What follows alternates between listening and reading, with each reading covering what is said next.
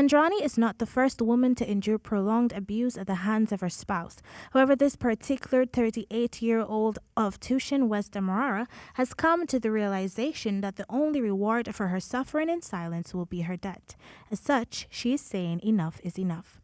In an interview with this newscast on Tuesday, the agitated woman explained that she remained in years of abuse, hoping that her spouse might change, but on Sunday, September 13, her hopes faded. Sunday he come in drunk and tell me, Rihanna, I'm going to kill you. I want to kill you. I want to see blood right now. And I decide to run behind my daughter, to run out, and he said, where you going, where you going? All of we can get slaughtered here. So when he comes, he tell me he want to slaughter me, and me tell my daughter, look, the knife there on the stump, I'll move it. And when he go for pick up something, she shy the knife on the bed and I run. For more than 3 years, Nandrani has been at the receiving end of her partner's wrath whenever he imbibes. In November 2019, the man was sentenced to 6 months imprisonment for hitting her with a hammer to the head. Upon his release, she continued the relationship, believing that the incarceration had aided the reformation of her spouse. Instead, the abuse worsened. After I leave my husband and I go and take him, I don't want to stay here and there. I would sit up. I want to bear my chair. I want to bear up, right?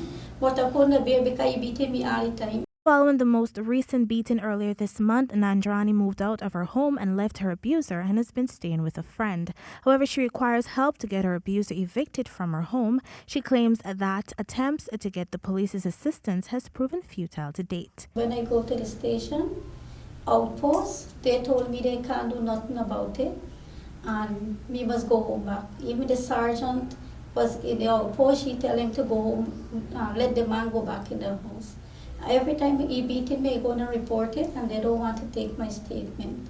Expressing fear for her life, the battered woman pleaded with women in similar circumstances to learn from her mistakes. I advise women to go and seek help because it's too much beating. Like, why going through? Like, me don't want to see back a husband again in my life.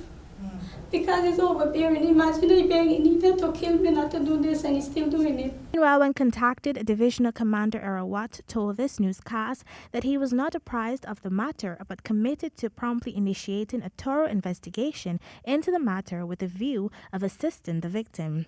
He iterated that the Guyana Police Force has a zero tolerance for domestic violence. Kendell Richmond, AGP Nightly News.